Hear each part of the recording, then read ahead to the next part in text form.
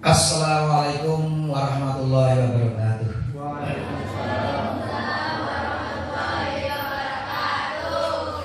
Alhamdulillah, alhamdulillahirabbil alamin.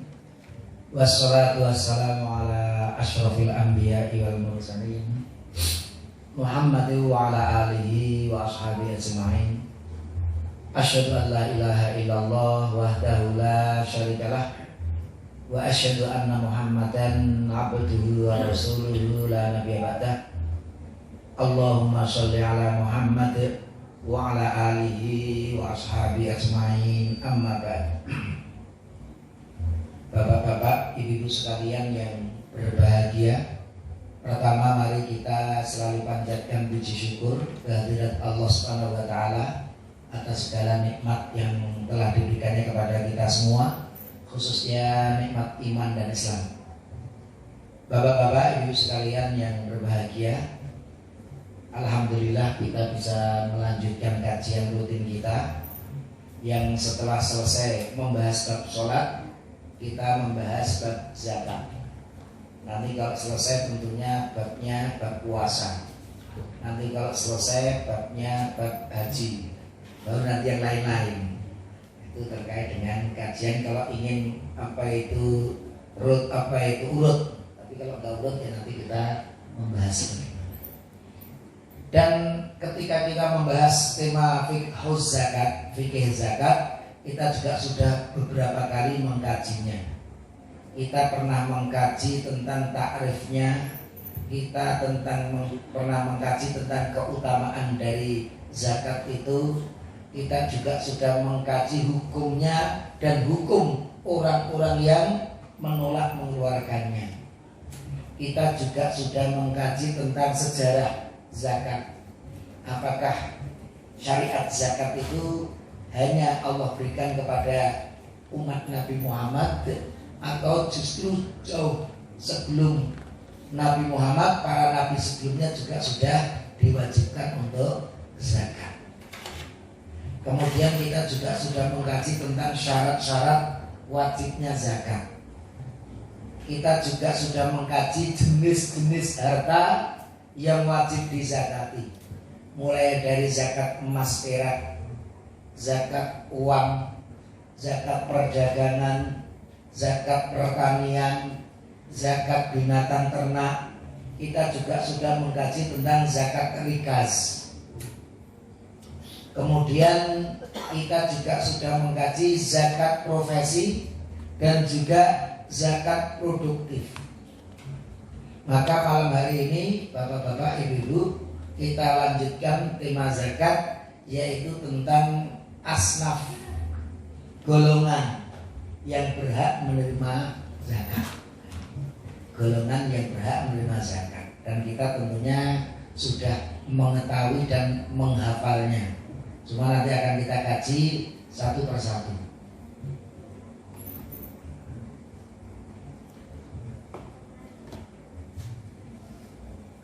Golongan yang berhak menerima zakat.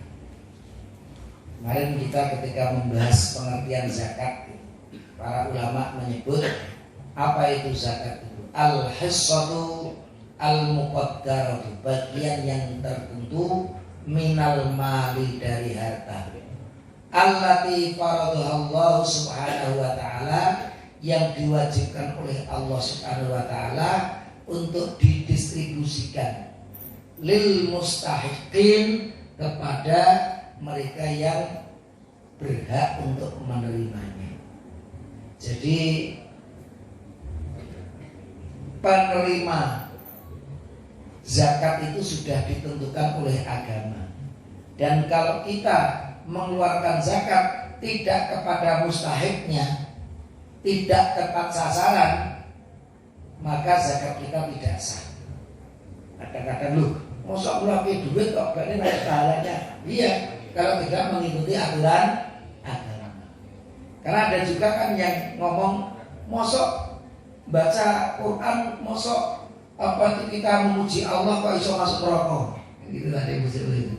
Saya tanyakan, lah kalau jenengan umpamanya sholat menyengaja tidak wudhu, khusyuk dari takbiratul ihram, Dari iftitah, al-fatihah, surah, rukuk, sujudnya dibaca dengan lengkap. Tapi bareng entut pokoknya nggak mau wudu. Nyatnya ngojo, sholatnya khusyuk, rasakan berwudu. Sama itu. Mosok baca Quran kok dosa ya, dosa dianggap tidak sholat kan? Dia kan dianggap tidak sholat. Meskipun sholatnya khusyuk, tapi sahnya sholat tidak dipenuhi, itulah agama.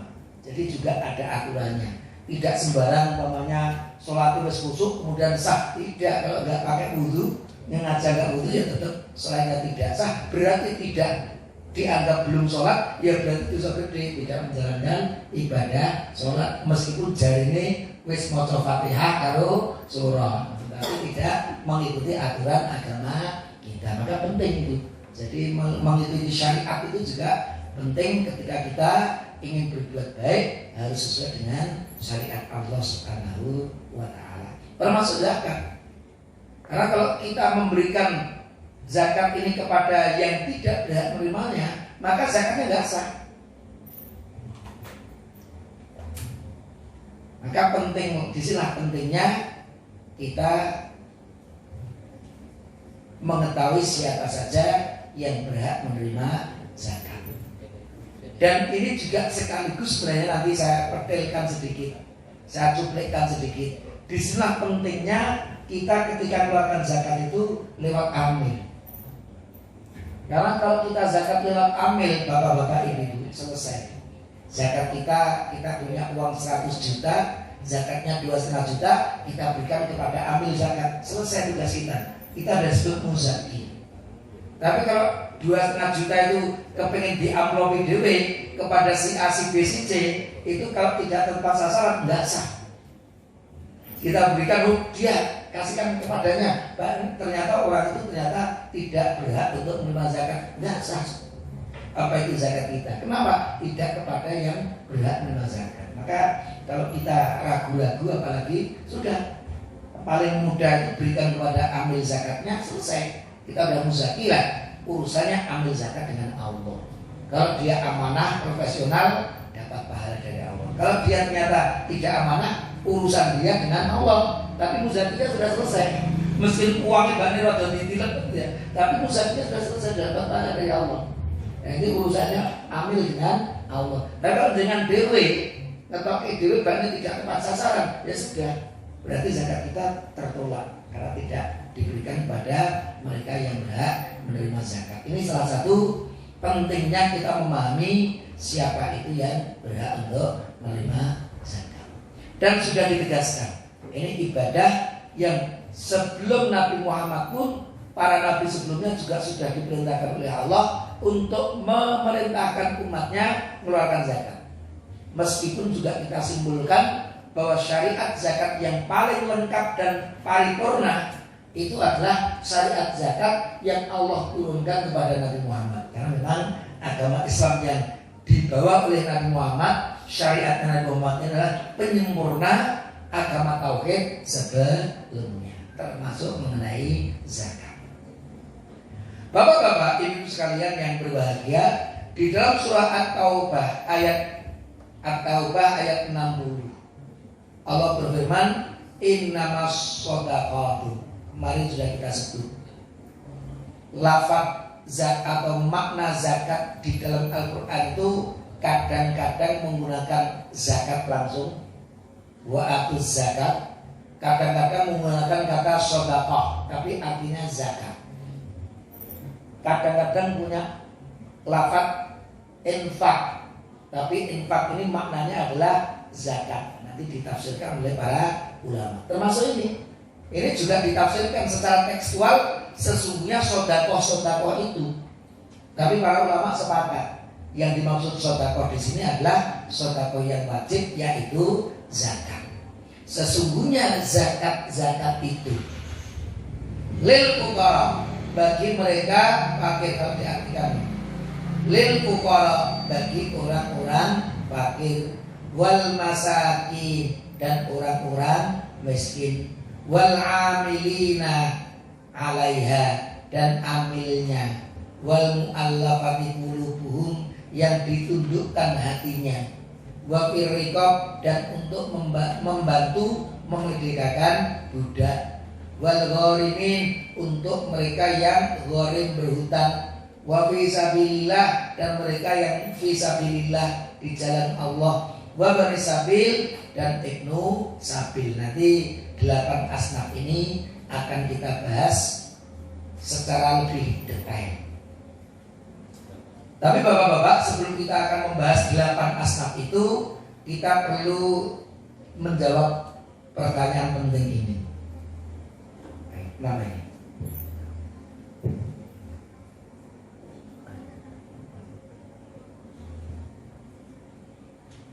Jadi saya masuk ini, harus sedikit. Ini surah At-Taubah 60 tadi. Apakah pertanyaannya? Apakah semua golongan, semua asnaf yang sudah disebutkan dalam surah At-Taubah ayat 60 itu harus memperoleh bagian zakat? Jadi kalau kita zakat itu harus ke semuanya atau cukup kepada sebagiannya? Artinya begini, kalau kita zakat hanya kepada salah satu atau salah duanya dari 8, sah nggak zakat kita? Apakah 8 itu harus diberi semuanya atau kepada sebagiannya saja sudah cukup? Ini pertanyaan yang pertama yang perlu kita bahas. Ternyata dalam hal ini para ulama berbeda pendapat. Kita harus maklumi ini bagian dari ijtihad, maka tidak aneh kalau memang para ulama pun ada perbedaan di dalam memahami. Yang pertama, ini kita sebut jumhur ulama. Mengapa ini? Kalau dalam mazhab 4 itu ada 3, ulama Hanafiyah, ulama Malikiyah, ulama Hanabilah, yang mengikuti Imam Abu Hanifah, Imam Malik, dan Imam Ahmad bin Hambal. Itu 3 mazhab di sini. Serta beberapa sahabat. Kalau kita lihat ada sahabat Umar bin Khattab, ada sahabat Abdullah bin Abbas. Mereka ini berpendapat bahwa tidak semua golongan harus memperoleh bagiannya. Jadi kalau zakat itu diberikan kepada salah satu di antara 8 asnaf itu, prinsipnya zakat itu sudah sah. Dasarnya mana? Hadis yang sahih diriwayatkan oleh Imam Bukhari dan Muslim. Ini sabda Rasul, sesungguhnya kalian nanti akan menemui suatu kaum ahlul kitab. Maka yang pertama kamu dakwakan agar mereka mau beribadah kepada Allah, mengenal Allah, masuk Islam, mau beribadah kepada Allah. Kalau mereka sudah mulai mengenal Allah, maka beritahu bahwa Allah mewajibkan kepada mereka sholat 5 waktu dalam sehari semalam. Apabila mereka sudah sholat 5 waktu sehari semalam, katakan bahwa beritahu mereka bahwa Allah juga sudah mewajibkan alaihim zakatan, mewajibkan zakat kepada mereka. Setelah syahadat, sholat 5 waktu, di sini Allah Rasul sampaikan kepada Mu'ad, waktu Mu'ad bin Jabal yang diutus ke Yaman untuk menjadi hakim di Yaman. Nanti setelah mereka muslim bersyahadat, perintahkan sholat. Kalau mereka sudah sholat 5 waktu, beritahu bahwa mereka diwajibkan zakat. Nah di sini tukhadhu min aghniyaihim faturaddu ala fuqaraihim. Ini kata kunci. Maka saya besarkan. Tukhadhu min aghniyaihim faturaddu ala fuqaraihim. Diambil dari yang kaya. Himnya kembali kepada siapa? Umat Islam. Yang sudah bersyahadat, sudah sholat itu kan muslim, maka diambillah zakat itu dari yang kaya dari mereka yang sudah bersyahadat dan sholat, yaitu yang sudah muslim. Artinya kalau non muslim tidak perlu keluarkan zakat, tidak ada kewajiban. Ini hanya yang muslim saja. Faturaddu ala fuqaraihim, dan diberikan, dibagikan, didistribusikan kepada orang-orang yang fakir di antara mereka. Him itu kan siapa? Umat Islam. Maka dari hadis ini penerima zakat itu prinsipnya harus muslim. Diambil dari yang muslim saja yang kaya-kaya, kan itu. Kalau kaya tapi tidak muslim, yang terkaya di Indonesia itu kan duitnya katanya 400 triliun. Kalau 400 triliun kasaran aja ya, 400 triliun berarti 10 triliun zakatnya. Satu orang saja itu sudah 10 triliun. Tapi karena tidak muslim, tidak diambil zakatnya. Maka karena wajibnya pun hanya kepada yang muslim, diberikannya pun hanya kepada fakir-fakir yang muslim. Maka prinsipnya mustahiqin itu adalah mereka yang muslim. Prinsipnya seperti itu. Nah di sini yang dipakai istidlal oleh jumhur ulama tadi diberikan kepada orang fakir di antara mereka. Padahal fakir ini hanya salah satu asnaf. Ada fakir, ada miskin, ada amil, ada mu'allaf, ada gharim, kan itu tadi.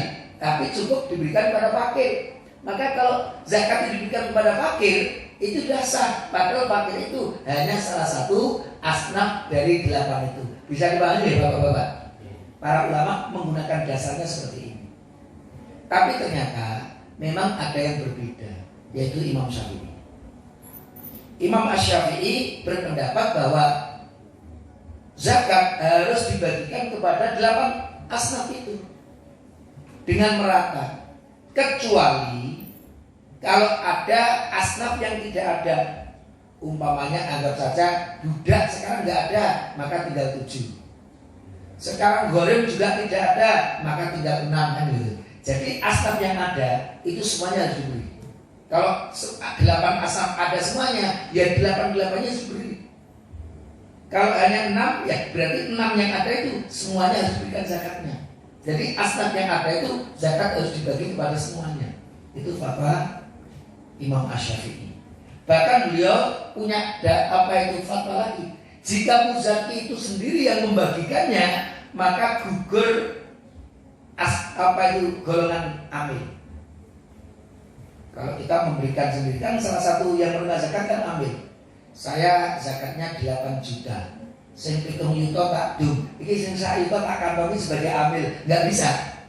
Jadi kalau dia membagi sendiri, maka asnaf amil itu, golongan amil itu hilang. Itu hilang. Jadi tidak ada amilnya. Itu yang kalau diberikan sendiri. Pendapat yang ketiga itu pendapatnya Imam Abu Thawr dan Abu Ubaid. Ini Abu Thawr termasuk ulama besar, juga imam madhab, seperti Al-Laitsi itu juga imam madhab. Tapi memang saat ini di masyarakat kesannya punah madhab ini. Tapi kalau di kitab-kitab fikih, karena beliau ulama besar, maka fatwa-fatwa beliau selalu dijadikan bahan pertimbangan. Nah, pendapat yang ketiga ini saya gambarkan mencoba menengahi dari dua pendapat itu. Bagaimana pendapatnya? Kalau yang mengeluarkan itu imam, pemimpin, lembaganya berarti besar. Kalau di Indonesia umpamanya Basnas kan gitu, dikelola oleh pemerintah atau misalkan negara gitu ya, dikelola secara resmi badan. Jadi kalau yang swasta lembaga, kalau yang badan itu yang resminya. Nah, kalau dikelola umpamanya dana yang terkumpul 3 miliar, maka dana yang besar ini memang harus diberikan kepada semua asnaf yang ada. Kalau 8 itu ada semuanya, ya semuanya harus diberi. Jangan sampai hanya fakir miskin, yang 6 tidak dibagi, nggak boleh. Tapi kalau yang mengeluarkan itu pemiliknya langsung, orangnya muzakinya sendiri, boleh diberikan kepada salah satu golongan sudasa. Jadi kita mengeluarkan zakat sendiri hanya kepada salah satu dari 8 asnaf tadi sudasa. Kalau lembaga yang besar-besar nggak bisa itu. Hanya fakir miskin, yang lainnya tidak. Semua yang ada harus diberi. Ini mengambil jalan tengah dari dua pendapat. Tapi prinsipnya kalau memang jumhur ulama diberikan kepada salah satu dari 8 asnaf itu, zakat itu sudah sah. Kalau yang rajih tentunya pendapat jumhur ulama bahwa kalau seseorang sudah memberikan zakat itu kepada mustahiknya, baik salah satu atau semuanya asnaf itu, insya Allah zakat kita sudah sah. Tapi untuk optimalisasi manfaat zakat tentunya juga asnaf yang lain juga diberi untuk memaksimalkan manfaat dari zakat itu tadi. Catatan penting lainnya mengenai penyaluran zakat kepada mustahik. Apakah yang diberikan kepada asnaf itu sama? Anggap saja kalau ada 8 berarti fakir 1/8, miskin 1/8, amil 1/8, mu'alaf 1/8. Apakah yang ada itu dibagi rata? Atau boleh tidak rata? Umpamanya dari zakat ada 100 juta dana zakat, sing 50 juta gue fakir miskin, berarti udah separuh dewe itu. Nanti yang separuh baru yang lain-lainnya. Bahkan 60% untuk fakir miskin, yang 40% untuk asnaf yang lainnya. Kalau tidak rata seperti itu boleh atau tidak? Ternyata memang yang kuat bahwa pembagian zakat itu tidak harus sama per asnaf itu tadi. Tapi bisa yang satu lebih sedikit, yang lain lebih banyak. Itu nanti terkait dengan keadaan, situasi dan kondisi, disesuaikan dengan jumlah dan kebutuhannya. Nah seperti itu. Tapi harus diperhatikan bahwa prioritas zakat itu sebenarnya fakir miskin. Itu yang selalu diulang-ulang dalam Al-Quran maupun Al-Hadis. Prinsipnya ya untuk fakir dan miskin. Maka jangan sampai mereka itu terhalang untuk mendapatkan zakat. Mungkin kalau perkecualiannya itu kalau darurat, umpamanya tahu-tahu Indonesia dijajah lagi sama orang-orang Eropa, peralatan perang mereka ya maju, kita kewalahan, maka dana zakat boleh dialokasikan semuanya untuk fisabilillah, untuk perjuangan membeli senjata, untuk akomodasi para pejuangnya. Itu karena apa? Kondisinya kondisi darurat, itu boleh. Tapi kalau kondisi normal seperti kita sekarang ini, jangan sampai fakir dan miskin itu kemudian dibuang. Ini untuk apa? Untuk fisabilillah, ada penting. Tapi fakir miskinnya malah nggak dapat sama sekali, padahal kondisinya kondisi yang aman seperti ini. Maka fakir miskin tetap menjadi prioritas. Bapak-bapak, ibu-ibu sekalian yang berbahagia, ada 8 golongan itu kalau kita bahas satu persatu, mulai dari fakir dan miskin. Bapak-bapak, ibu-ibu, kalau saya tanyakan, mungkin ada timbul sedikit.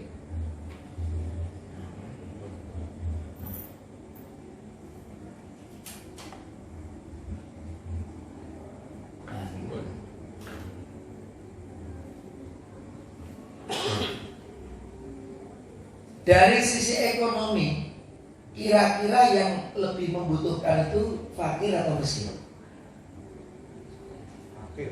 Jadi yang di bawah rata-rata itu, kira-kira orang miskin dengan orang fakir itu dilihat dari ekonominya mana yang lebih rendah, fakir atau miskin? Baik, ternyata kalau kita bertanya kepada para ulama kita, mereka berbeda pendapat. Nah ini menariknya. Nanti mereka berbeda pendapat. Kita lihat dulu fakir dan miskin dalam pandangan Islam. Apabila disebut kata fuqara sendirian, tapi faturaddu ala fuqaraihim, diambil dari yang kaya dan diberikan kepada yang fakir. Maka kalau disebut satu, maka yang lainnya masuk, maka termasuk miskinnya. Mamanya ada dalam hadis itu zakat fitri. Apa itu? Watuk makan lil masakin, titik, disebut miskin, artinya fakir ada di dalamnya. Kalau disebut fuqara, miskin ada di dalamnya. Kalau disebut fakir, maka kalau disebut miskin, maka fakir ada di dalamnya. Tapi yang menjadi masalah kalau dua-duanya disebut lil fuqara'i wal masakin. Lah ini pripun? memiliki maksud yang sedikit berbeda. Para ulama berbeda dalam bentuk siapa yang lebih membutuhkan. Pendapat pertama, ulama Syafi'iyah dan Hanabilah yang mengikuti Imam Syafi'i dan yang mengikuti imam yang bermadhab kepada Imam Ahmad bin Hanbal. Bagaimana pendapat mereka? Siapa yang lebih membutuhkan? Yang lebih membutuhkan adalah orang fakir. Jadi jawaban jenengan tadi fatwanya ulama-ulama Syafi'iyah dan ulama-ulama Hanabilah. Mereka fakir itu lebih membutuhkan dari miskin. Alasannya menarik, kuat. Apa alasannya? Karena dalam surah At-Taubah tadi yang disebut pertama siapa? Innamas shadaqatu lil fuqara. Disebutkan yang pertama itu adalah prioritas nomor 1. Baru setelah itu wal masakin prioritas nomor 2. Jadi fakir ini lebih membutuhkan dari yang miskin karena disebut yang pertama. Itu dasarnya yang pertama. Dasarnya yang kedua itu surah Al-Kahfi ayat 79. Ini kisah tentang Nabi Musa dan Khidir. Kita ingat ketika Nabi Musa dikasih tumpangan, tapi ternyata perahu ya, kapal perahu, tapi ternyata malah bolongi kapal kan itu loh. Sehingga Nabi Musa protes, kita itu udah dikasih tumpangan malah bolongi kapal, pripun kok kayak gitu. Seperti jenengan dikasih nunutan mobil, mecahi mobil malah. Jenengan ini pripun kok dikasih tumpangan mecahi mobil. Kira kan normal sekali. Kalau Nabi Musa itu protes normal kan memang seperti itu. Udah dikasih tumpangan dibantu kok malah seperti itu. Ternyata tujuannya luar biasa karena Khidir diberitahu Allah sesuatu yang akan datang, sementara di belakang sana ternyata ada penguasa yang zalim. Kalau melihat ada kapal bagus akan disita. Tapi kalau kasar kapal itu bobrok, bolong-bolong diculki. Nah ini untuk menyelamatkan ternyata dibolongi ini mau sehingga dia lolos dari penyitaan dari sitaan dari raja yang zalim, penguasa yang zalim. Tapi kita yang bahas bukan itu, bukan ceritanya itu, tapi tentang kapal. Ammas safinatu fakanat limasakin. Adapun kapal atau perahu itu kepunyaan orang miskin. Orang miskin duwe perahu. Duwe perahu disebut miskin. Jadi nggak ada masalah. Duwe pit motor ini disebut miskin, bisa saja. Ini punya apa itu kapal. Tapi tentunya harus kita pahami kapal ini bukan kapal pesiar ya. Kapal pesiar yang harganya triliunan itu orang mewah itu. Ini kapal-kapal yang digunakan untuk bekerja, untuk alat transportasi, untuk kebutuhan pokok mereka, menutup kebutuhan pokok mereka. Itu tentunya dipahami seperti itu. Bukan Safina itu bukan menjual kapal pesiar berarti bisa miskin atau kapal triliunan atau disebut miskin ya nggak mungkin. Itulah yang kita pahami. Jadi meskipun dia punya kendaraan, punya kapal disebut miskin. Maka setelah duwe fakir. Nah itu maksudnya seperti itu. Tapi ternyata ulama Hanafiyah dan Malikiyah berbeda pendapat. Menurut mereka orang miskin itu di bawahnya orang fakir. Nah ini yang berita baru itu, info baru itu. Yang kita pahami biasanya fakir itu lebih di bawahnya miskin. Tapi faktanya Imam Abu Hanifah dan Imam Malik, miskin itu di bawahnya fakir. Dasarnya ini, au miskina wa matroba, atau orang miskin yang sangat fakir. Itu keterjemahan mana? Orang miskin itu adalah orang yang sangat fakir. Jadi ada orang yang fakir, ada orang yang sangat fakir. Siapa itu miskin? Itu yang sangat fakir. Karena begitu. Itu memahami kalau miskin itu sangat fakir. Nah, itu. Kemudian kata makroba itu sebenarnya dari kata turab. Turba, apa itu turab itu? Debu.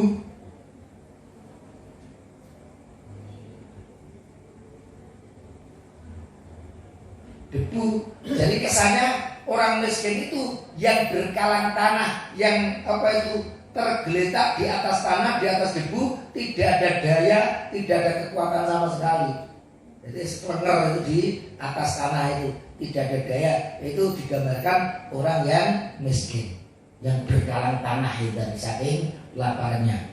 Mengangkat badannya saja sudah tidak mampu lagi lah, itu disebut miskin. Zamat roba gitu, yang berkalang tanah gitu, yang terkapar di atas tanah atau debu. Kemudian ada riwayat dari Imam Ad-Dasuki. Ini pendapat yang ketiga.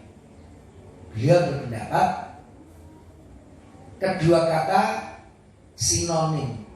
Jadi fakir itu ya miskin, miskin itu ya fakir, dan dua-duanya sama-sama memiliki hak untuk menerima zakat. Pokoknya mereka yang tidak mampu menutup kebutuhan pokoknya, itu sudah fakir atau miskin. Itu pendapat yang ketiga. Jadi fakir itu ya miskin, miskin itu ya fakir. Memang yang menarik di sini, apakah Islam dengan iman itu sama atau beda? Karena ada menyebut kalau iman ya Islam, kalau Islam ya iman. Tapi ada membedakan Islam belum tentu iman. Nah, gitu. Itu ada kajian seperti itu, sama kajian-kajian para ulama terkait dengan hal ini. Terus mengenai kesimpulan, meskipun para ulama tersebut berbeda dalam menentukan siapa yang lebih membutuhkan, mereka bersepakat bahwa dua golongan itu sama-sama berhak menerima zakat. Kira-kira kalau umumnya sekarang para ulama itu kalau anggap saja untuk bisa hidup layak menutup semua kebutuhannya itu dibutuhkan 10 dinar untuk menutup semua kebutuhannya, maka kalau dia hanya memiliki 3 dinar kurang dari separuh, ya itu berarti fakir, kurang dari 5-nya. Tapi kalau untuk hidup layak, kalau dia punya uang 10 dinar berarti sudah bisa menutupi kebutuhannya, tapi dia punyanya itu 7 atau 8 dinar. Jadi hampir tertutup, tapi belum semua kebutuhannya terpenuhi. Ini meskipun menjerupa separuh. Nah kalau seperti ini orang yang miskin. Jadi kalau saya pahami bapak-bapak ibu, monggo nanti bisa dikaji. Saya pahami manusia itu atau umat Islam itu kalau kita lihat dari sisi zakat itu ada 3 macam. Ada kelompok muzaki yang wajib zakat. Ada kelompok mustahik yang berhak menerima zakat. Tapi ada mabainahuma. Ada kelompok yang di tengah-tengahnya. Dia penerima zakat juga tidak, dia wajib zakat juga belum. Ada golongan yang seperti ini. Dia tidak bisa disebut fakir miskin karena kalau semua kebutuhan pokoknya bisa terpenuhi, dia maka tidak masuk fakir miskin. Tapi dia juga bukan muzaki karena belum mencapai nisab. Nisabnya kalau tanggal 18 April saya hitung terakhir itu sekitar 1.335.000 per gramnya. Kalau dikalikan 85 gram itu hitungannya sekitar 113 juta seperempat kalau satu seker, kira-kira begitu. Jadi 113 jutaan. Jadi kalau dengan ukuran itu kita punya tabungan 100 juta, itu belum mencapai nisab. Nah nisabnya 113 juta. Ini kalau dia sudah tertutupi kebutuhan pokoknya sudah, tapi dia belum sampai kepada kewajiban zakat. Meskipun ada syariat yang lain, bisa berinfak, bisa bersedekah, bisa wakaf dan lain yang punya sunnah. Tapi kalau zakat memang belum punya kewajiban zakat. Ini ada golongan yang zakat dia belum wajib, tapi dia tidak pantas untuk menerima zakat. Tabungan ini zakat itu, telur itu, kebutuhan pokoknya sudah jelas terpenuhi, tapi dia juga belum wajib zakat karena belum mencapai nisab. Dan nanti kalau dalam zakat nisab pun harus mengikuti haulnya dulu, dimiliki selama setahun penuh. Itulah ketika kita membahas tentang fakir dan miskin. Dan kebutuhan untuk saat ini para ulama menyebut berbeda, lebih kompleks dari dulu. Dulu itu kira-kira ya sandang, pangan, papan. Wih, bulan pokok itu sandang, pangan, papan. Nomor 3 itulah. Tapi sekarang ini para ulama berpikir kesehatan ini juga bagian yang pokok. Artinya kalau ada keluarga, kok mungkin putra putrinya seduluran yang sakit, kok ternyata tidak mampu berobat, duit berobat, yaitu masuk miskin. tidak punya kemampuan untuk berobat ke dokter. Atau terkait dengan transportasi itu juga sudah merupakan kebutuhan pokok. Jadi dia belum punya transportasi, kendaraan duwe melaku. Pit mau pit ondal duwe, pit mau melaku pit motor duwe. Ini berarti indikasi ada kebutuhan pokoknya yang belum terpenuhi. Sekolah. Ini ulama sekarang juga mengatakan dalam tingkat tertentu itu pokok. Kalau di Indonesia kan anggap saja 9 tahun ya wajib belajar ya. Jadi sekarang udah 12 malah ya. 12 itu sampai kelas SMA, udah ditingkatkan lagi ya. Sudah 12 tahun. Artinya kalau ada orang tua yang punya anak setingkat SD, SMP kok dipekerjakan, itu kan bisa eksploitasi anak kan itu ya. Itu. Jadi kenapa? Karena ya mereka harus sekolah dan kewajiban orang tua untuk menyekolahkan anak. Kalau ada orang tua yang tidak mampu menyekolahkan anak yang membayar itu nggak mampu, maka dia bisa masuk kriteria miskin. Komunikasi, maksudnya alat komunikasi itu sekarang juga bisa disebut kebutuhan pokok. HP ini sudah menjadi kebutuhan pokok sekarang ini. Tapi artinya bukan HP yang regane 20 yuta bukan itu. HP yang digunakan alat untuk komunikasi. Rakyat regane 500.000, 300.000, sing penting iso nggo telepon, nggo komunikasi. Ini juga sudah bagian dari pokok. Kalau dia untuk beli HP aja belum mampu.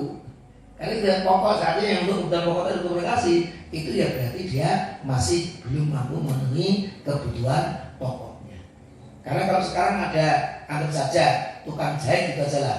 Sisi duwe HP, sisi ra duwe. Itu HP nak sing duwe HP, Pak ya aku ngobrol langsung. Dengan duwe rata untuk komunikasi ya jalan itu.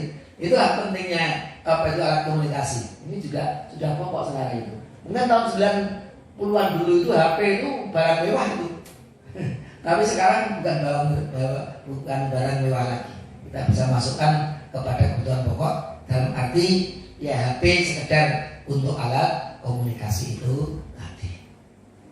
Sekarang babnya ambil waktu ini sudah tinggal sehabis. Masih berapa menit? Sampai jam 9. Nanti kajian ya. Ini sampai amil. Kita lihat amil dulu. Yang ketiga, setelah kita membahas fakir dan miskin, yang dua-duanya jelas berhak menerima zakat, tidak ada masalah. Sekarang kita bahas amil zakatnya atau petugas zakat. Siapa mereka itu? Mereka yang ditunjuk untuk mengelola zakat. Dimulai dari memungut zakat dari para muzaki, kemudian dikumpulkan di lembaga zakat itu tadi, kemudian didistribusikan kepada yang berhak menerima. Jadi kira-kira kalau kita sebut singkatnya, tugasnya 3 itu tadi: mengumpulkan harta dari para muzaki, nanti dia mengambil zakat dari para muzaki tadi, kemudian dikumpulkan di lembaga zakat itu. Setelah terkumpul, baru melihat siapa yang berhak, didistribusikan kepada mereka yang berhak menerima zakat. Itu intisari dari petugas zakat atau amil zakat. Termasuk dalam kewajiban imam atau pemimpin adalah mengutus para pemungut zakat dan mendistribusikannya. Ini dalam negara yang bersumber kepada Al-Quran dan Al-Hadits. Kalau tidak ya tentunya mereka tidak punya kewajiban ini. Maunya orang Eropa sana itu nggak akan tidak akan mengutus orang untuk ngambil zakat, nggak mungkin. Tapi kalau di negara-negara yang menggunakan sumber aturan negaranya itu menggunakan Quran hadis seperti Saudi Arabia, itu kewajiban penguasa, kewajiban pemimpin untuk apa? Untuk mengutus orang-orang yang bergerak di lembaga zakat ini atau sebagai amil zakat. Itu pernah dilakukan Rasulullah dan para khalifah sesudahnya. Rasul menunjuk beberapa orang untuk menjadi amil zakat dan mereka diberi tugas itu tadi, 3 tugas utama itu tadi yang kita sebutkan. Maka mereka disebut amil. Syarat orang yang dapat dipekerjakan sebagai amil pengelola zakat ini menurut para ulama itu seorang muslim. Karena juga bentuk ibadah. Masa orang muslim ngurusi zakat, aneh ini nanti kan.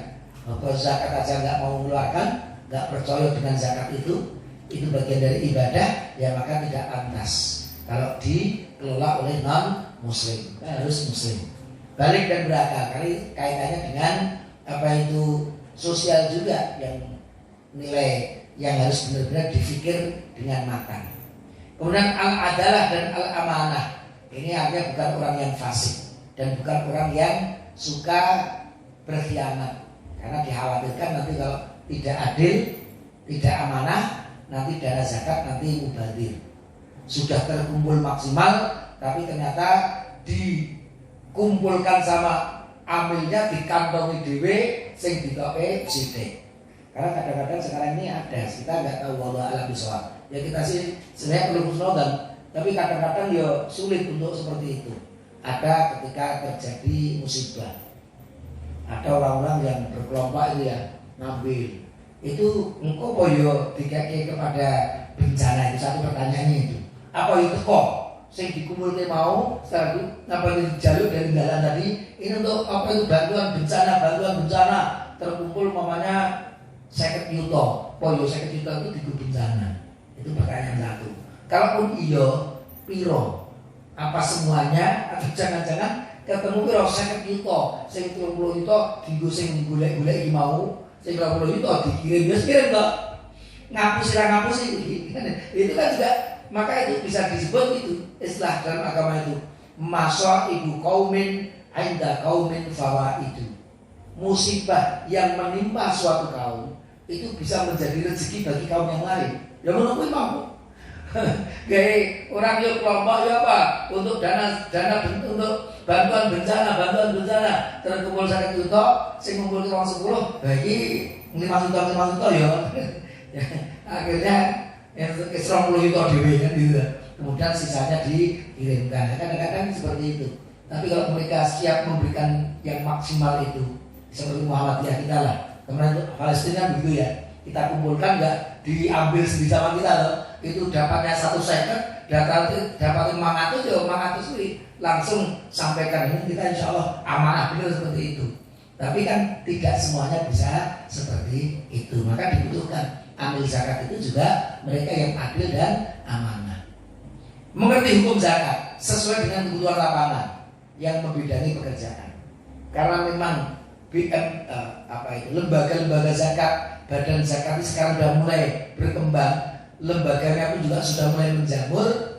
Maka seperti UIN Surakarta pun membuka satu jurusan khusus yang kita sebut Mazawa, manajemen zakat, infak dan sodako, yang nanti diharapkan kalau punya kemampuan, memahami pemahaman yang kuat tentang pengelolaan zakat, mudah-mudahan nanti bisa mengoptimalkan lembaga-lembaga zakat yang sudah kita miliki. Tidak hanya amanah, tapi juga bisa lebih profesional. Karena dua hal itu kadang ada yang amanah, tapi kurang profesional, sehingga tetap kurang optimal.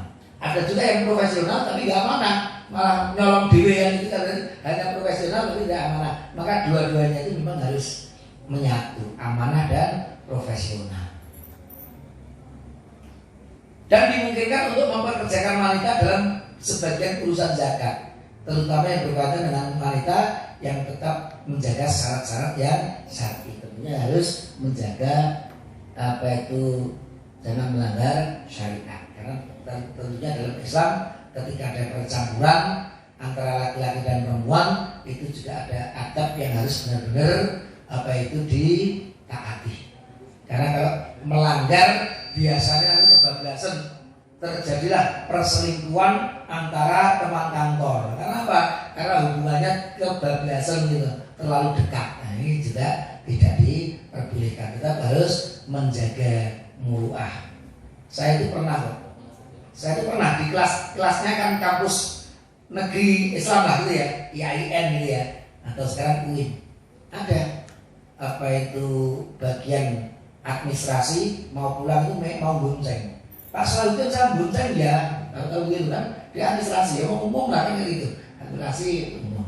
Saya kebetulan ada yang lain yang aja Mbak, tolong antarkan Mbak ini ke sana, nanti saya kemana balik sini.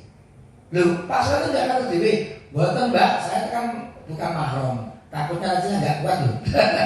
Tak ada. Lalu saya kan nggak kuat gimana tak lagi? Itu oke, betul apa? Ini sesuatu sampai sudah tidak tanya lagi. Ya saya tidak menolak, tapi ya kalau goncengnya saya tidak mau. Jadi artinya ya saya minta yang cewek juga tolong antarkan dulu, nanti terus ngantar dulu nih berikutnya mungkin tak dewe. Tapi kalau yang laki-laki ya langsung goncengnya, yang wanita saya bisa seperti itu. Tapi bisa sekali seperti itu, mohon maaf nih SOS rawani nekapnya ya. Saya ya maksudnya bukan tidak mau, tapi ya bisa melanggar syariat itu bisa membahayakan. Kalau kita tetap menjaga itu mudah-mudahan tetap tidak ada masalah. Kalau rono ini boncengan malah ini tukang ambil zakat malah selingkuh dewe, ini naudzubillahi min zalik. Nah semua menukui jujur duit zakatnya ya malah tinggal selingkuh sisa itu. Naudzubillahi min zalik. Lagi di sini dibutuhkan yang namanya al-adalah dengan al-amanah itu benar-benar harus menyatu. Bapak-bapak, ibu-ibu sekalian berbahagia. Para ulama juga membedakan antara wakil dan amil. Jadi ada bedanya wakil dan amil. Kalau amil itu memang sebenarnya mewakili muzaki untuk mendistribusikan zakat, tapi tidak semua wakil itu disebut amil. Jadi ada yang wakil tapi tidak bisa disebut amil, tapi ada yang disebut apa itu wakil itu dia sebagai amil. Loh, bedanya yang ini yang memang menarik, harus kita detailkan. Kalau seorang muzaki, umpamanya saya itu punya uang 100 juta, zakat saya 2,5 juta. Kak amplopi 1.000, saya minta Pak Saruji, Pak tolong nanti yang 5 amplop ini bagikan ke dia gitu ya. Itu berarti saya mewakilkan Pak Saruji untuk bagi zakat tadi. Itu Pak Saruji itu disebut wakil, tapi beliau tidak disebut amil. Gak bisa itu, gak bisa amil. Itu bukan ambil tadi, itu hanya mewakili saya untuk memberikan zakat kepada mustahik. Tapi kalau muzaki memberikan zakat kepada Baitul Mal, di situ dikelola oleh lembaga zakat dan di sana adalah petugas-petugas zakat itu. Kemudian mereka nanti yang akan mendistribusikan sesuai dengan kebijakan yang dilakukan lembaga itu, maka mereka itu adalah amil. Wakilnya muzaki yang disebut amil. Lebih bedanya apa? Ada bedanya ini di sini konsekuensinya. Wakil tidak berhak menerima zakat, nggak bisa menerima bagian zakat. Ini gandeng zakatnya 10 juta, sisa itu gitu loh, Pak lo sebagai amil nggak bisa, dia hanya wakil tapi bukan amil, nggak bisa. Dia hanya berhak untuk menerima upah. Dan jalur upah boleh, tapi di luar dari zakat. Nggak zakat amplop kan 2,5. Ini mang apa itu mang sebagai namanya ini dah orang disebut. Oke, anu pinter, persekop pinter, persekop boleh ngedit 1.000, 50.000 untuk yang menjadi wakilnya. Tapi 100.000 itu tidak boleh diambilkan dari zakat itu tadi, karena dia hanya sekedar wakil tapi bukan amil. Kalau harta yang dibawa wakil lenyap sebelum sampai ke mustahik, maka muzaki harus mengulangi zakatnya. Ini wakil. Kalau di umpamanya apa itu muzaki memberikan apa itu zakat lewat wakil, zakatnya 8 juta, bahkan gur dikake 2 juta, sing 6 juta belum dibagi dileke kalau amil. Ternyata tidak sampai, maka berarti amilnya harus mengulangi zakatnya lagi. Harus sing belum ya harus diulangi, baru 2 juta ya harus ditambah sampai 8 juta. Bahayanya kalau ada sekedar wakil ditelepake ya berarti muzakinya termasuk yang tidak sempurna ketika keluarkan zakat. Namun apabila sudah di tangan amil, bedanya. Kalau muzaki sudah memberikan kepada amil, maka sejak pemberian itu sudah sah zakatnya.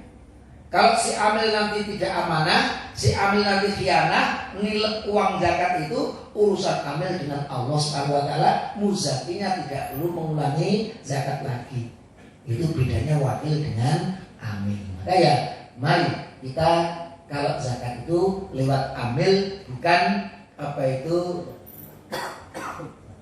sendiri atau lewat wakil. Kadang-kadang begini. Untuk mengapa saya selalu mengajak mengutamakan lewat lembaga zakat? Kalau sendiri itu ada beberapa hal yang negatif. Satu, kalau tidak kuat muncul riya. Wah, Pak kamu kayak ngedondet sak miliar ibu zakat itu, wes takutnya nanti hanya untuk gengsi-gengsian. Apalagi dekat dengan pilkada itu bahaya itu. Ngedum zakat dekat dengan pilkada ini, ngedum zakat atau ngedum apa ya? Itu ngedumnya ini kan ada ceritanya itu apa? Ini zakat yang paksa kan gitu. Tapi mau tidak mau kalau dekat dengan apa itu coblosan dia juga mencalonkan, itu bisa saja itu ikhlasnya nanti rusak itu tadi dengan tujuan-tujuan duniawi itu. Kalau mulut siapa yang bisa tapi hanya Allah yang tahu. Kita hanya apa itu mengetahui yang zahir saja.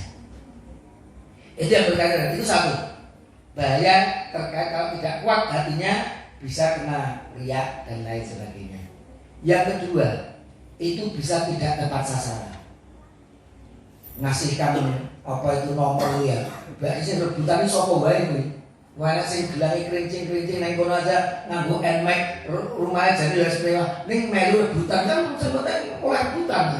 Ternyata di antara mereka yang ngambil itu bukan berapa itu enggak sah itu nanti zakatnya. Karena apa sendiri dia. Itu resikonya. Dan yang ketiga, kalau orang-orang kaya itu seperti itu, nanti orang miskin tidak terkena secara merata yang diberi zakat. Bisa saja karena rumahnya strategis, kabeh wong kayak ngono. Tapi ada orang miskin yang pojokan kono cedak kali kono kae, rene sing gak teke. Waduh, tapi aku nek malah kepleset sing cedak we, arek kabeh sing cedak we, sing kono ora entuk apa-apa. Nah itu bisa tidak apa itu merata. Maka sangat banyak apa itu keutamaan, mengapa agama kita memberikan amil itu salah satu asnaf, karena itu pentingnya keberadaan amil. Bahkan mereka pun punya hak untuk menerima bagian dari zakat. Maka di sini kita di Muhammadiyah mari kita gerakkan terus berzakat melalui lazismu itu, bukan sendiri-sendiri. Saya alhamdulillah kalau saya langsung ke lazismu saja, dipercayakan kepada lazismu. Para amil mendapatkan kompensasi sesuai dengan pekerjaannya. Tidak diperlukan menerima suap meskipun dengan nama hadiah. Seperti yang diriwayatkan dalam sebuah hadis riwayat Bukhari Muslim. Ini memang khusus ini ibadah haji, ibadah zakat ini. Ini ada seorang yang bertugas, diberi tugas Rasul. Itu adalah si muzaki itu mengeluarkan zakat dan ini hadiah sama apa itu amil zakat tadi. Rasul bersabda, apa yang terjadi pada seorang amil yang ketika aku utus untuk ngambil zakat, kemudian dia mengatakan, wahai Rasul, ini untuk zakat, tapi kalau yang ini untuk saya. Itu ternyata Rasul menolak itu. Apakah ketika dia duduk di rumah ayah dan ibunya akan dapat hidayah itu? Lain itu tidak jadi amil, kira-kira itu hadiah itu apa? Ngoten Rasulullah pinggirnya kursi yang omah ya, ramen itu berarti itu jangan ambil, itu berikan ke apa itu Baitul Mal. Itu Rasulullah Shallallahu Alaihi Wasallam. Kenapa? Ambil tadi sudah dapat bagiannya sendiri, sudah dapat bagian sendiri, jangan ambil yang itu. Itu Rasulullah Shallallahu Alaihi Wasallam. Ini butuh amanah seperti ini, butuh ambil yang amanah seperti ini. Ini habisnya apa itu? Wah, beberapa etika yang harus dimiliki oleh seorang amil. Lunak dengan muzaki. Itu jangan sampai kata-kata ucapan, Pak, jenengan ini sugih kamu nak guru sami itu ngisi di sini, Mas harus dikai zakat atau malah mengucapkan kata-kata yang tidak baik, ini tidak pantas menjadi amil. Meyakinkan apa yang menjadi kewajibannya, mendoakan ketika dia mengambil zakat yang mudah-mudahan diterima Allah, mendapatkan pahala yang berlipat ganda dari Allah. Itu penting ya. Menetapkan para mustahik ini juga. Menetapkan para mustahik, memberikan bagian mereka. Artinya mendeteksi siapa toh mustahik yang ada di daerah kita ini yang bisa kita berikan, harus didata benar. Itu etika. Jangan sampai karena besok itu coblosan beda sehingga zakat kayak rasa kakek. Ini kan tentunya jangan sampai seperti itu. Itu jangan hanya karena mungkin ada sedikit unsur duniawi, kemudian kita tidak bisa berbuat adil kepada saudara-saudara kita. Tapi karena agama boleh. Umpamanya begini, pemberian zakat tidak harus sama. tidak harus sama. Boleh seseorang diberi amplop 200, sing siji dikai 100, sing liyane dikai 100 boleh. Tapi bukan karena apa itu pilih kasih karena subjektif, bukan, tapi karena punya nilai-nilai agama. Umpamanya podo miskin ini ning sing siji ya jadi takmir masjid, ya selalu ngurusi masjid, ya pengajian malah jadi panitiane. Jadi miskin itu pantas diberi dana. Kalau dia miskin nanti zakatnya besar. Ada lagi sing ya tidak sakit itu, ya sholatnya kan enak. Nanti berarti ya dikai, tapi tidak seperti yang pertama tadi. Wes sholatnya rajin, ngurusi pengajian, ngurusi macam-macam, dia miskin gitu. Itu diberi dana zakat yang banyak. Yang tadi tengah-tengah. Yang ini ada sing ratau kita nang masjid, ratau kita pengajian, ya miskin, ya dikai sidik boleh itu. Jadi karena apa? Karena unsur dunia, unsur agama. Loh, kalau kok sekedar itu apa? Dan dengan betul kita pengajian ini, ratau kita ke masjid itu, makanya dengan masjid pengajian, insya Allah kita tambah apa itu zakat kita kepada jenengan itu untuk apa? Untuk dakwah juga, untuk menyemangati orang untuk beribadah kepada Allah SWT. Mungkin pertama karena zakat itu tadi, tapi setelah pengajian mendapatkan ilmu, mudah-mudahan nanti menjadi bisa ikhlas dan lain sebagainya. Itu salah satu cara menarik orang untuk taat. Kenapa? Karena prinsipnya zakat itu ibadah, ibadah itu tujuannya untuk mendekatkan diri kita kepada Allah. Maka semua nanti unsurnya untuk apa? Untuk dakwah juga. Bagaimana orang itu bisa semakin taat kepada Allah Subhanahu wa Ta'ala. Amil berhak menerima bagian dari zakat meskipun termasuk orang kaya. Jadi perkecualian. Karena ada sabda Rasul ini ada 5. Nanti yang lainnya kita bahas yang selanjutnya. La tahillu shadaqatu. Zakat itu tidak halal, tidak boleh diberikan li ghaniyin kepada orang kaya kecuali dalam 5 keadaan. Salah satunya apa? Li'amilin alaiha. Kalau orang kaya itu posisinya sebagai amil. Anggap saja ya, saya sudah zakat. Disebut orang kaya bolehlah, karena sudah zakat. Nah saya jadi amil dan menjadi mengolah apa itu zakat itu. Maka ketika saya mendapatkan bagian dari zakat itu sah dan boleh. Itu yang dimaksud orang kaya, tapi karena dia menjadi amil maka dia punya hak. Saya punya catatan sebenarnya. Amil yang dimaksud itu adalah amil yang secara de facto. Amil yang secara de facto, bukan sekedar de jure. Maksudnya begini. Sekarang ini kan banyak lembaga zakat itu ada SK-nya. Karena saya juga pernah dapat SK pelindung apa itu pembina, pembina apa itu Basda Sukoharjo karena dari unsur MUI. Tapi setelah dilantik saya tidak punya tugas apa-apa, itu sudah dilantik, sudah saja. Maka saya tidak termasuk yang punya hak untuk mendapatkan bagian zakat dari asnaf amil tadi. Orang ngomong-ngomong kok, mengumpulkan juga tidak, mendefinisikan tidak, ya berbentuk SK itu saja. Maka nanti kalau ada yang dapat SK wong 20, tapi saya kerja wong 5, yang 5 artinya silang. Kalau dapat SK nyambi serahnya, itu ya rasa dikei. Sing untuk dana amil ini cukup yang 5 itu saja yang benar-benar dia bekerja untuk mengurusi zakat. Ini yang saya maksudkan, supaya tidak ada iman di dalamnya. Kemudian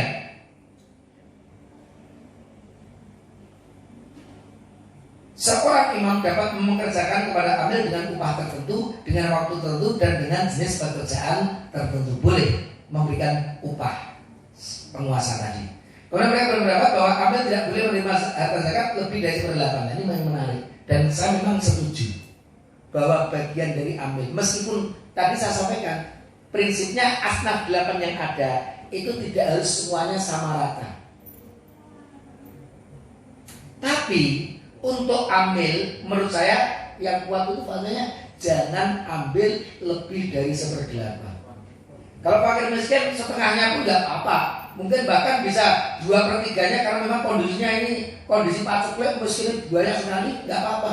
Tapi kalau amil jangan sampai umpamanya dana yang terkumpul berapa 20 yuto, wes sing setengah gua amil sih, nggak bisa menurut saya.